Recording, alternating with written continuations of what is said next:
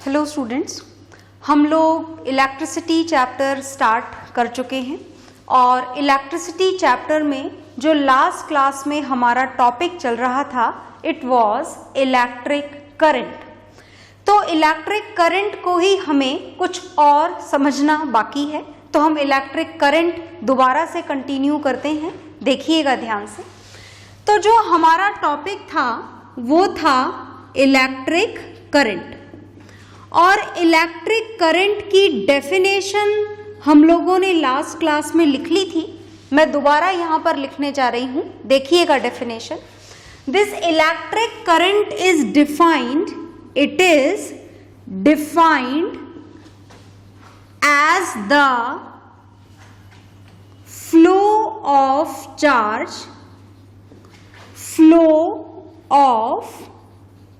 Charge, in 1 unit time.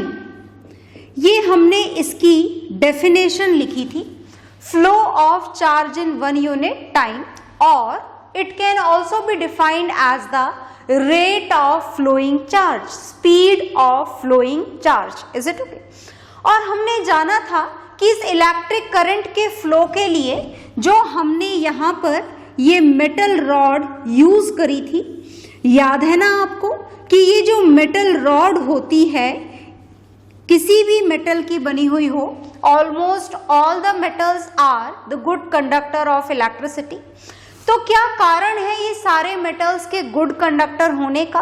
कारण हमने जान लिया था, almost all the metals have free electrons and these are the electrons which belongs to its outermost shell। कौन सी shell को belong करते हैं ये इलेक्ट्रॉन्स? आउटर मोस्ट शेल को। और ये इलेक्ट्रॉन्स क्या होते हैं? They are free to move anywhere inside the metal. मतलब ये इलेक्ट्रॉन किसी भी डायरेक्शन में मूवमेंट कर सकते हैं and that movement which is not at all in any particular direction is known as zigzag movement. क्या बोला जाता है इस मूवमेंट को? जिगजैग मूवमेंट बोला जाता है। ठीक है, तो अब हमें इलेक्ट्रॉन को एक प्रॉपर डायरेक्शन प्रोवाइड करनी थी, because when these electrons are start flowing to move in a particular direction, then that flow of electron is known as electric current। तो डायरेक्शन प्रोवाइड करने के लिए हमें यहाँ पर क्या लगाना पड़ा था? सेल लगाना पड़ा था। हमने सेल लगाया था और साथ में लगाया था स्विच। और आप भूले नहीं होंगे, भूल गए हैं तो रिवाइज कर लें दोबारा से कि अगर स्विच में आपने डॉट लगा दिया है तो इसका मतलब स्विच इज ऑन, और इसे क्या बोला जा सकता है? Closed switch. That means circuit is closed, switch is on, current is flowing. और करंट के फ्लो होने का क्या मतलब है? करंट के फ्लो होने का मतलब है कि ये जितने भी इलेक्ट्रॉन्स आपको दिखाई दे रहे हैं जो पहले जिगजैग मूवमेंट कर रहे थे, now they all start flowing in a particular direction. And this direction of movement of electron is always from negative terminal to positive terminal. As all these electrons are going repelled with the negative terminal and getting attracted towards the positive terminal. Is it okay? तो ये सारे ही electron किधर से repel किए जा रहे हैं? Negative terminal से। और किधर अट्रैक्ट किए जा रहे हैं? पॉजिटिव टर्मिनल की तरफ। Is it okay? मतलब इलेक्ट्रॉन्स के फ्लो की डायरेक्शन कौन सी होगी? From negative terminal to positive terminal. पर अगर आपसे इलेक्ट्रिक करंट की डायरेक्शन पूछी जाए तो the direction of electric current is taken as opposite to the flow of electron, that means from positive terminal to negative terminal. And this direction of current, which direction of current? The direction from positive terminal to negative terminal, this direction of current is also known as conventional direction of current। क्या बोला जाता है इसे? Electric current की conventional direction बोला जाता है। तो ये सारी बातें तो हम लास्ट क्लास में जान चुके थे। फिलहाल हमें इलेक्ट्रिक करंट के बारे में कुछ आगे जानना है, तो चलिए आगे जानते हैं। हमें इलेक्ट्रिक करंट का फॉर्मूला जानना है। तो अगर आप इलेक्ट्रिक करंट का फॉर्मूला लिखेंगे तो फॉर्मूला लिखने के लिए आप ऊपर लिखी हुई डेफिनेशन को काम में ले सकते हैं। It is defined as the flow of charge in 1 unit time. मतलब आपको यहाँ पर इलेक्ट्रिक करंट का फॉर्मूला कैसे मिलेगा? Charge divided by time. ये मिल गया आपको इलेक्ट्रिक करंट का फॉर्मूला। तो चलिए इसे सिंबॉलिकली भी लिख लेते हैं।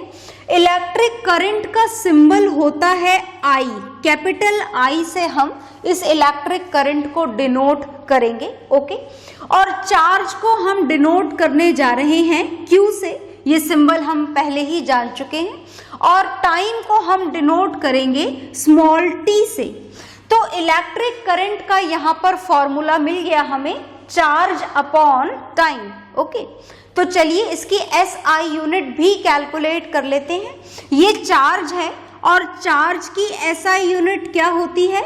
चार्ज की SI यूनिट होती है कूलम्स। और टाइम की SI यूनिट क्या होती है? टाइम की SI यूनिट होती है सेकेंड्स। मतलब इलेक्ट्रिक करंट की अगर SI यूनिट हम लिखना चाहें तो SI unit of electric current is coulomb per second. और इस कूलम पर सेकेंड को एक नया नाम दे दिया गया है and this is called as ampere. क्या बोला जाता है इस कूलम पर सेकेंड को? एम्पियर। तो आप चाहें तो इलेक्ट्रिक करंट की SI unit coulomb per second लिखें और आप चाहें तो इन शॉर्ट इसे एम्पियर भी लिख सकते हैं। और भी शॉर्ट में लिखना चाहें तो आप इस एम्पियर का सिर्फ एक सिंबल भी बना सकते हैं। This is A. This A stands for ampere. Is it okay? Which is the SI unit of electric current.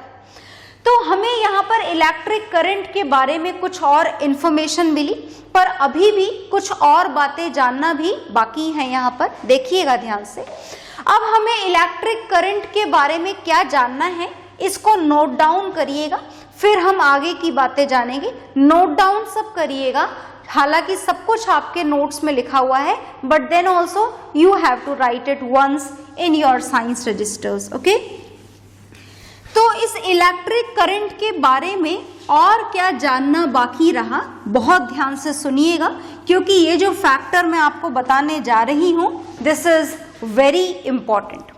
अब हमको इलेक्ट्रिक करंट के बारे में ये जानना है कि ये इलेक्ट्रिक करंट एक स्केलर क्वांटिटी है या वेक्टर क्वांटिटी। ओके, तो देखने से तो हमें ऐसा लगता है कि इलेक्ट्रिक करंट को कैसी क्वांटिटी होना चाहिए? वेक्टर क्वांटिटी होना चाहिए। हमारे हिसाब से इलेक्ट्रिक करंट को कैसी क्वांटिटी होना चाहिए? Vector quantity. तो थोड़ा ध्यान से सुनिएगा, ये तो सिर्फ हमारा हिसाब है, पर ये सही बात नहीं है। होना वेक्टर चाहिए, पर इलेक्ट्रिक करंट एक स्केलर क्वांटिटी होती है। तो आखिर ऐसा क्यों? हम दोनों ही बातों का कारण जानेंगे, ध्यान से सुनिएगा। देखिए, वेक्टर क्वांटिटी किसी भी क्वांटिटी को बोला जाए, उसके लिए फर्स्ट कंडीशन है कि उस पर्टिकुलर फिजिकल क्वांटिटी का कोई ना कोई मैग्नीट्यूड हो। तो क्या करंट का मैग्नीट्यूड होता है? बिल्कुल होता है। करंट की कोई वैल्यू होती है? बिल्कुल होती है। वेदर इट इज 2 एम्पियर और 5 एम्पियर और 16 एम्पियर और what ever the value of current is. Current की कोई सी भी वैल्यू हो सकती है, इससे कम भी और इससे ज्यादा भी। Is it okay? तो इन वैल्यूज को ही हम हमारी साइंस में, फिजिक्स में क्या बोला करते हैं? मैग्नीट्यूड बोला करते हैं। क्या बोला करते हैं इसको? मैग्नीट्यूड। ओके, क्या करंट की नहीं, वेक्टर क्वांटिटीज की। वेक्टर क्वांटिटीज की कैटेगरी में आने के लिए दूसरी जो कंडीशन फुलफिल होनी चाहिए वो है डायरेक्शन की। क्या इलेक्ट्रिक करंट के लिए डायरेक्शन का कोई रोल है? बिल्कुल है। As we can see its direction is always fixed which is from positive terminal to negative terminal. भूलिएगा मत, in the opposite direction of flow of electrons. Is it okay? चलिए आगे देखते हैं। भाई ये दोनों चीजें तो आपके इलेक्ट्रिक करंट में फुलफिल हो रही हैं। इलेक्ट्रिक करंट की वैल्यू भी होती है, मतलब मैग्नीट्यूड भी होता है, और इलेक्ट्रिक करंट की एक पर्टिकुलर डायरेक्शन भी होती है, विच इज ऑलवेज फिक्स्ड। क्या होती है direction? From positive terminal to negative terminal. पर इन दोनों फैक्टर के होने के बावजूद ये जो इलेक्ट्रिक करंट है ये वेक्टर क्वांटिटी नहीं है। क्यों नहीं है ये वेक्टर क्वांटिटी? क्योंकि वेक्टर क्वांटिटी में आने के लिए एक बात और एप्लीकेबल होती है। कुछ लॉज होते हैं जिनको बोला जाता है laws of addition of vector. अब आप बोलोगे कि ये कौन से लॉज हैं? ये लॉज तो हमने कभी पढ़े ही नहीं। बिल्कुल नहीं पढ़े होंगे, क्योंकि ये लॉज ऐसे हैं जो आपको 11th फिजिक्स में पढ़ने हैं। फिलहाल क्लास 10 तक इन लॉज का कोई लेना देना नहीं है, पर हाँ ये जरूर आप जानिएगा कि ये जो भी लॉज हैं ये लॉज वेक्टर क्वांटिटीज पर 100% एप्लीकेबल होते हैं। Is it okay? पर ये जो इलेक्ट्रिक करंट है इन लॉज को फॉलो नहीं करता। Electric current does not follow these laws of addition of vectors. Vector addition के लॉज को फॉलो नहीं करने के कारण मैग्नीट्यूड और डायरेक्शन होने के बावजूद जो आपका इलेक्ट्रिक करंट है वो कौन सी कैटेगरी में आता है? स्केलर क्वांटिटी की कैटेगरी में। मतलब हमारा इलेक्ट्रिक करंट कैसी क्वांटिटी है? स्केलर क्वांटिटी है। ओके, तो याद रखिएगा कि आखिर इलेक्ट्रिक करंट मैग्नीट्यूड और डायरेक्शन होने के बावजूद स्केलर क्वांटिटी क्यों है? Because it does not follow the laws of vector addition. Is it okay? तो हमें इलेक्ट्रिक करंट के बारे में जो नई बात पता लगी वो क्या है? That this electric current is a type of scalar quantity. कैसी क्वांटिटी है electric current? It is a scalar quantity. और कारण पता है ना स्केलर क्वांटिटी बोलने का?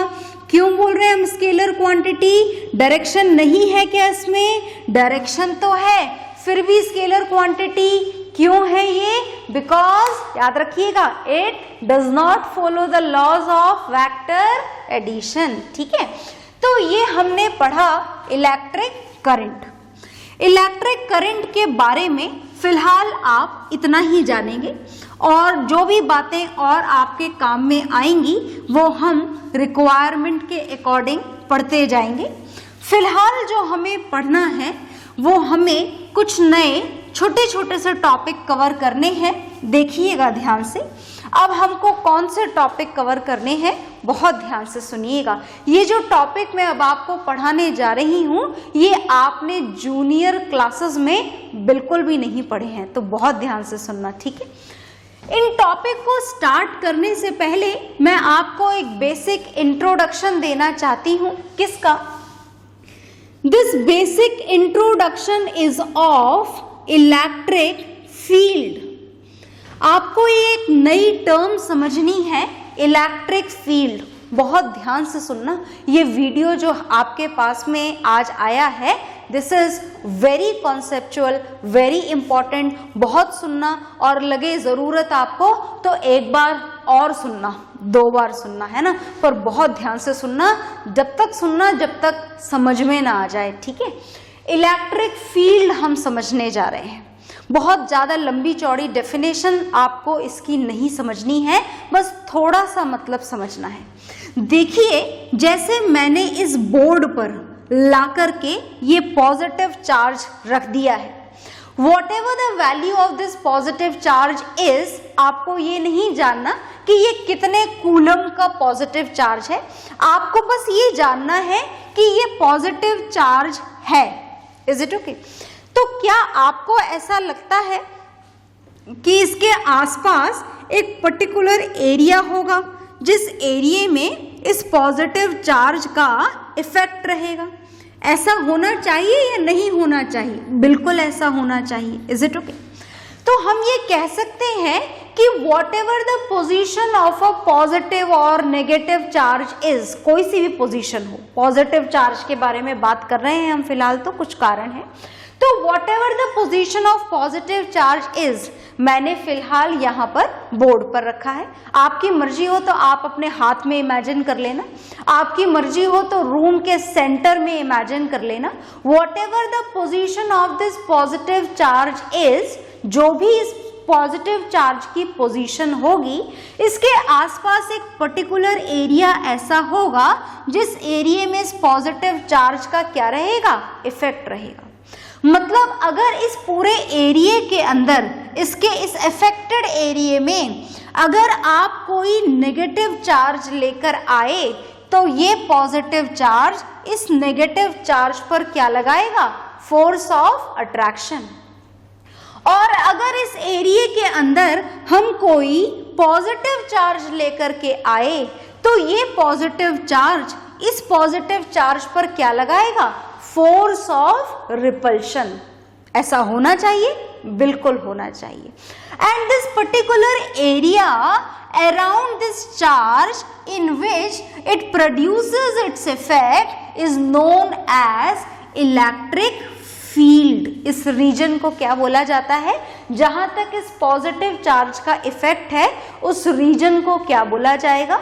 उस रीजन को बोला जाता है इलेक्ट्रिक फील्ड। समझ में आ गया आप लोगों को? ओके, तो ये पॉजिटिव चार्ज अपने आसपास क्या प्रोड्यूस कर रहा है? एक इसका रीजन प्रोड्यूस कर रहा है जहां पर इस पॉजिटिव चार्ज का इफेक्ट रहेगा, और उस एरिया को हम क्या बोल रहे हैं? इलेक्ट्रिक फील्ड बोल रहे हैं। ठीक है, और जो चार्ज अपने आसपास ये इलेक्ट्रिक फील्ड प्रोड्यूस कर रहा है, इस चार्ज को हम बोलते हैं सोर्स चार्ज। क्या बोलते हैं हम इस चार्ज को? इस चार्ज को हम बोलते हैं सोर्स चार्ज। आ गई बात समझ में? तो इलेक्ट्रिक फील्ड तो आई होप आपको समझ में आ गया होगा। अब इलेक्ट्रिक फील्ड के बाद में हम जो नेक्स्ट इंपॉर्टेंट, ये तो बेसिक इंफॉर्मेशन थी कि आपको इलेक्ट्रिक फील्ड पता होना चाहिए। फिलहाल जो हमको डेफिनेशन पढ़नी है, जो एक स्टैंडर्ड फिजिकल क्वांटिटी पढ़नी है, उसका नाम इलेक्ट्रिक फील्ड नहीं है, उसका नाम है इलेक्ट्रिक पोटेंशियल। क्या पढ़ना है आपको? इलेक्ट्रिक पोटेंशियल पढ़ना है। बहुत ध्यान से सुनना, डेफिनेशन इस इलेक्ट्रिक पोटेंशियल की बहुत इंपॉर्टेंट है। Is it okay? तो बहुत ध्यान से सुनिएगा। तो देखिए, हमने ये एक चार्ज लिया था सेंटर में रखा हुआ, और इस चार्ज को हम क्या बोल रहे हैं? इस चार्ज को हम बोल रहे हैं सोर्स चार्ज। क्यों बोल रहे हैं इस चार्ज को हम सोर्स चार्ज? क्योंकि ये अपने आसपास क्या प्रोड्यूस कर रहा है? Electric field. Is it okay? बहुत ध्यान से सुनिए। अब हमने यहां का मतलब बहुत दूर। Is it okay? बहुत दूर का मतलब कितना दूर? कोई लिमिटेशन तो होगी ना इस डिस्टेंस की। इतना दूर कि हम इस डिस्टेंस को क्या मान पाए? At infinity. Is it okay?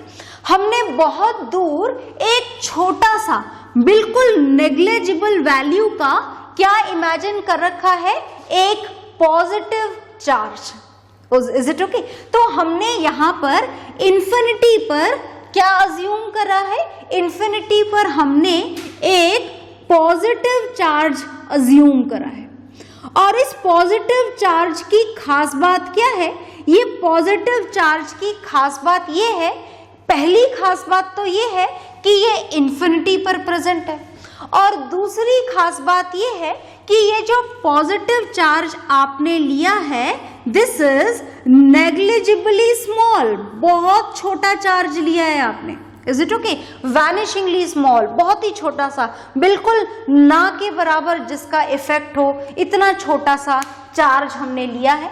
तो इस चार्ज के बारे में जरा ध्यान से सारी बातें दोबारा से सुने। हमने, ये एक अलग चीज है, है ना, electric field, positive charge, source charge, ये अलग चीज है, वो अलग चीज है। वो हमने यहाँ पर जो चार्ज लिया है कैसा लिया है, बिल्कुल हल्का सा चार्ज, नेग्लिजिबली स्मॉल। कहाँ पर लिया है, एट इंफिनिटी। वैल्यू कैसी है, positive. Is it okay?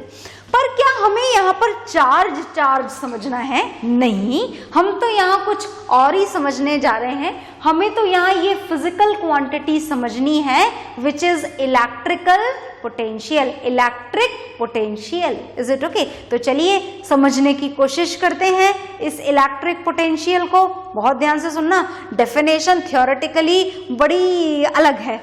Okay तो ध्यान से सुनोगे तो समझ में भी आ जाएगी और लर्न भी हो जाएगी। ओके तो हमने ये पॉजिटिव चार्ज कहाँ लिया है, एट इंफिनिटी। और अब हम क्या करना चाहते हैं, हम इस पॉजिटिव चार्ज को, छोटे से हल्के से पॉजिटिव चार्ज को इंफिनिटी से इस सोर्स चार्ज के इलेक्ट्रिक फील्ड के इस पॉइंट ए पर लाना चाहते हैं। Is it okay? समझ गए ना आप क्या करना चाहते हैं?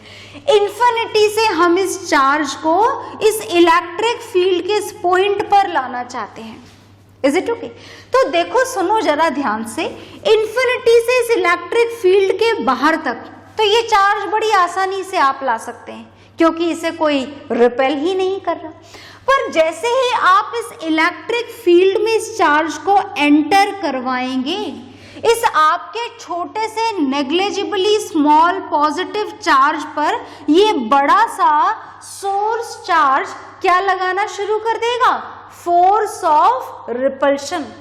उस फोर्स ऑफ रिपल्शन को अपोज करते हुए आप इस चार्ज को ऐसे जबरदस्ती इस पॉइंट पर लेकर आएंगे। कौन से पॉइंट पर, इस इलेक्ट्रिक फील्ड के इस पॉइंट ए पर लेकर के आएंगे।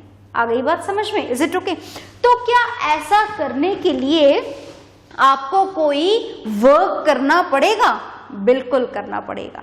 Is it okay? वर्क तो करना ही पड़ेगा। देखो, आपको चार्ज को यहां से इस पॉइंट पर लाना है, यहां से यहां तक तो बड़ा आसान है लाना, और यहां से यहां तक बहुत मुश्किल, क्योंकि आप इस डायरेक्शन में ला रहे हो और ये सोर्स चार्ज से पीछे की तरफ क्या कर रहा है, फोर्स ऑफ रिपल्शन लगा रहा है। उस फोर्स ऑफ रिपल्शन के अगेंस्ट में आप उस पॉजिटिव चार्ज को कहां पर एंटर करवाना चाह रहे हो, इलेक्ट्रिक फील्ड में। तो वर्क करना पड़ेगा या नहीं? बिल्कुल करना पड़ेगा।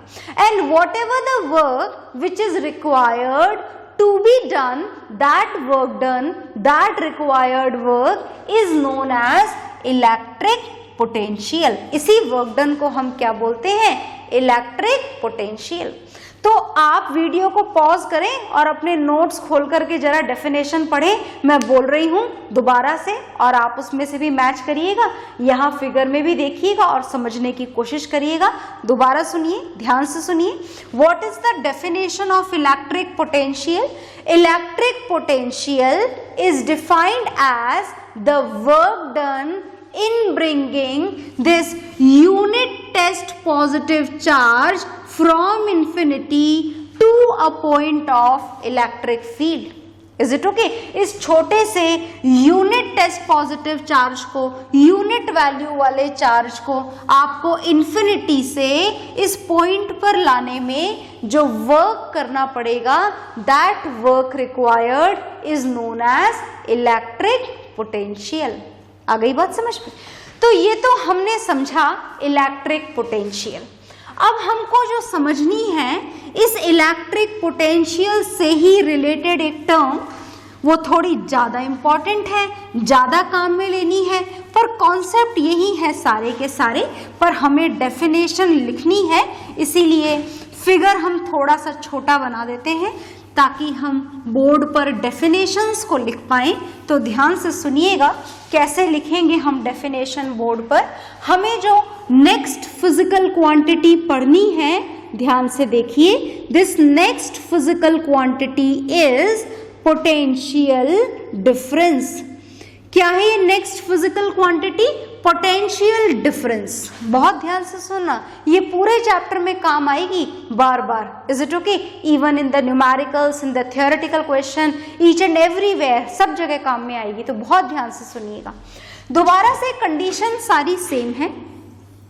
हमने ये थोड़ी ज्यादा वैल्यू का पॉजिटिव चार्ज लिया है। ज्यादा वैल्यू का मतलब ये कौन सा चार्ज है? This is source charge. ये किस चीज का सोर्स है? This is a source of electric field. मतलब ये अपने आसपास क्या प्रोड्यूस कर रहा है? Electric field. पता है ना क्या है electric field? A region around this charge in which this positive charge has its own effect is known as electric field. और इस इलेक्ट्रिक फील्ड के इस पॉइंट A पर वो रखा हुआ है। क्या रखा हुआ है?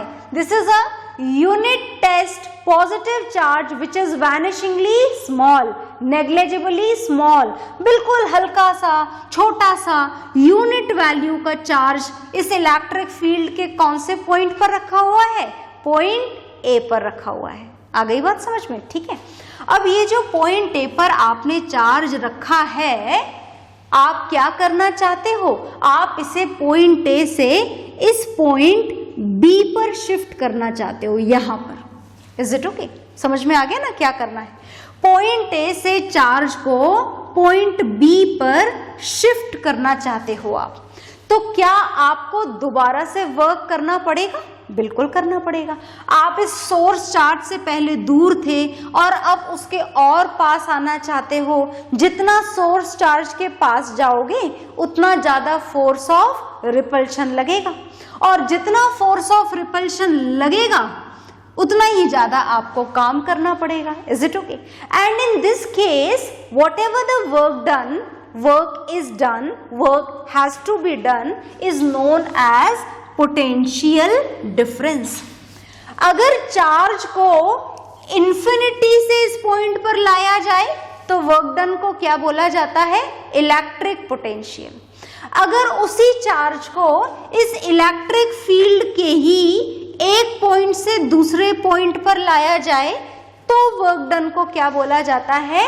Potential difference. Is it okay? तो मैं पोटेंशियल डिफरेंस की डेफिनेशन लिख देती हूं। पोटेंशियल डिफरेंस इज डिफाइंड, बहुत ध्यान से देखिएगा और हाथों हाथ इसे लर्न भी करिएगा। It is defined as the work done. It is defined as the work done in transferring. क्या करनी है आपको? ट्रांसफरिंग करनी है। किसकी ट्रांसफरिंग करनी है? In transferring a unit. Unit का मतलब वैल्यू कितनी होनी चाहिए चार्ज की? 1। A unit test positive charge work from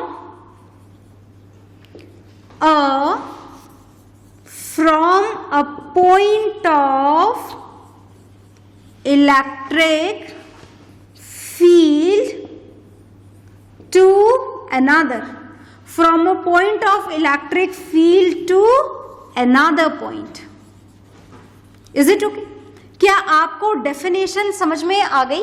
क्या है डेफिनेशन? देखिएगा ध्यान से, दोबारा पढ़ रही हूं मैं यहां पर। It is defined as the work done in transferring a unit test positive charge from a point of electric field to another point. तो इस डेफिनेशन को नोट करिए और इसके बारे में हम थोड़ा सा और जानेंगे। ओके, तो नोट डाउन करिए।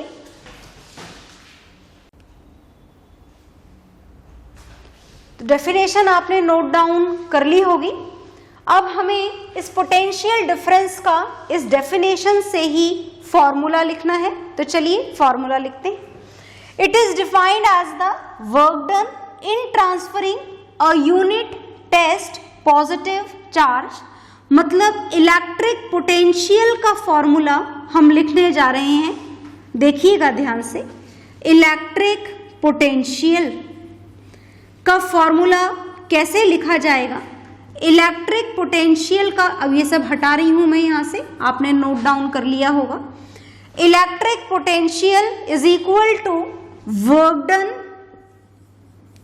इन bringing a unit test positive charge. मतलब फॉर्मूला हमें क्या मिलेगा इलेक्ट्रिक पोटेंशियल का, वर्क डन अपॉन चार्ज। चलिए तो इसकी SI यूनिट और सिंबल्स भी जान लेते हैं।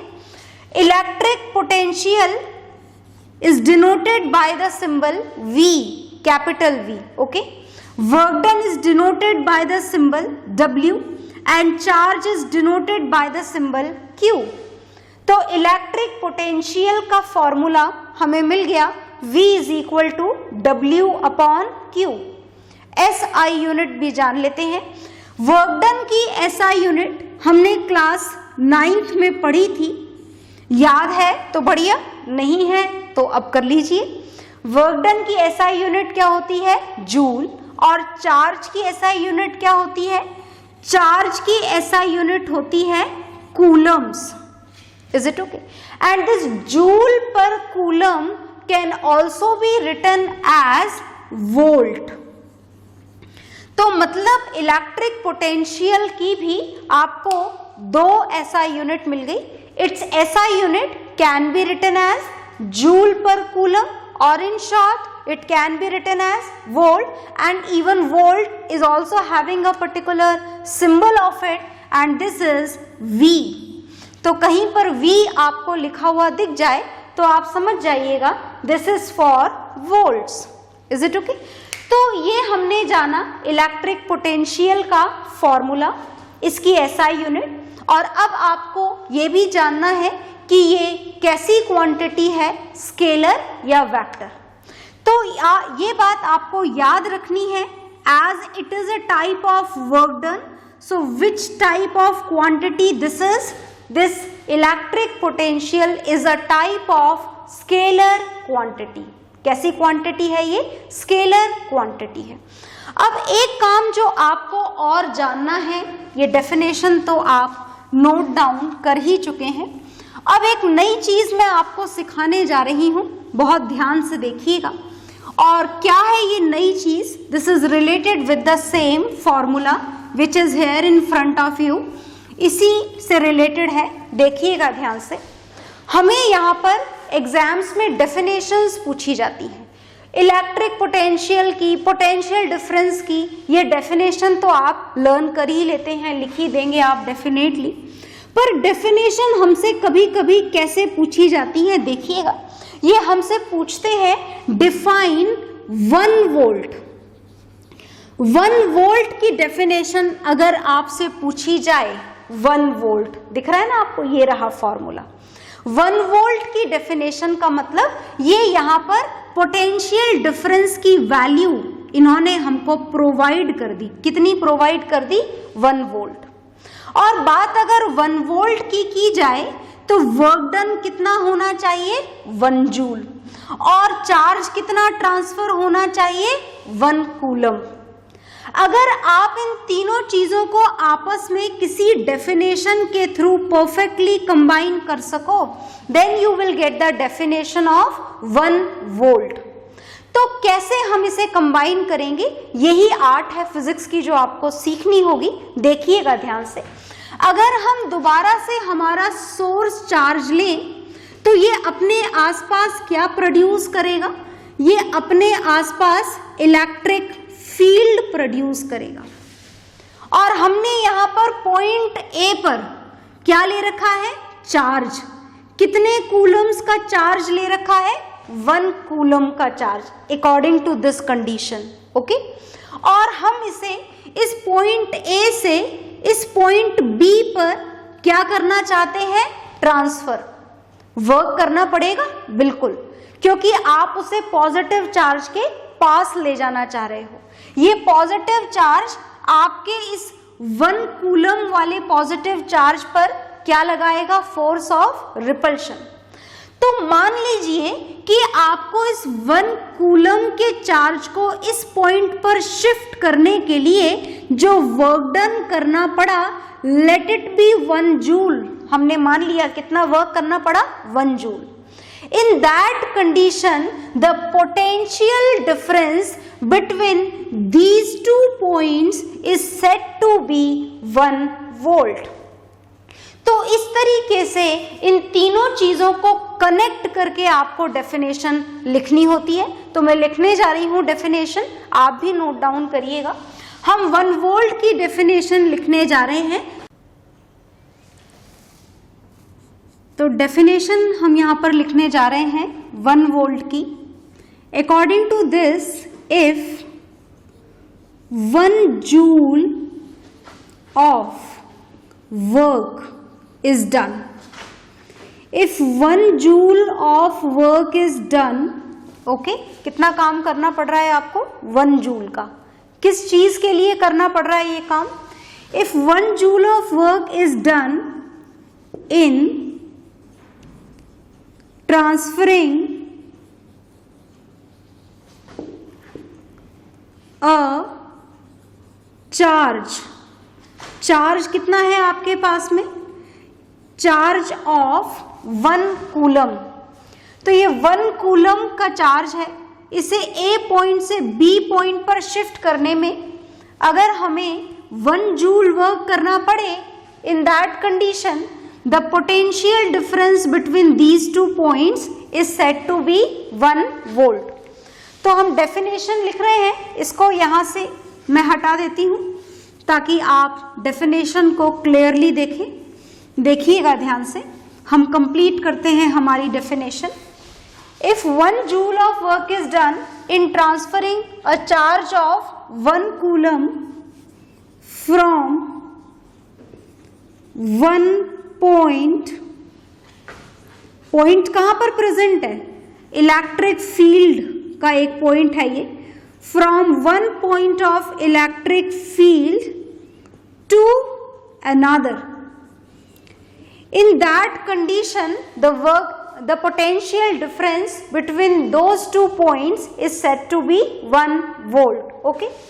So electric field to another, in that case, the potential difference between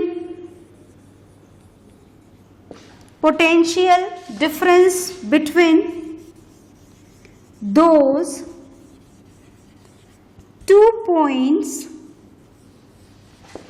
is said to be 1 volt। तो ये डेफिनेशन 1 वोल्ट की कंप्लीट हो गई है। थोड़ी लंबी है पर आपको इसे वर्ड टू वर्ड लर्न करने की जरूरत नहीं है। ऐसे बहुत सारी डेफिनेशंस आपसे एग्जाम में पूछी जा सकती हैं। Define 1 ampere, 1 volt, whatever it is, 1 ohm. Okay, तो आपको ये प्रॉपरली लर्न नहीं करना है, आपको इस डेफिनेशन को फ्रेम करना सीखना है। ओके, तो इस डेफिनेशन को नोट डाउन करने के बाद में जो भी आपको वर्कशीट मिलेगी उसे सॉल्व करिएगा और इसके आगे हम लोग पढ़ेंगे नेक्स्ट क्लास में। ओके, सो बाय एवरीवन।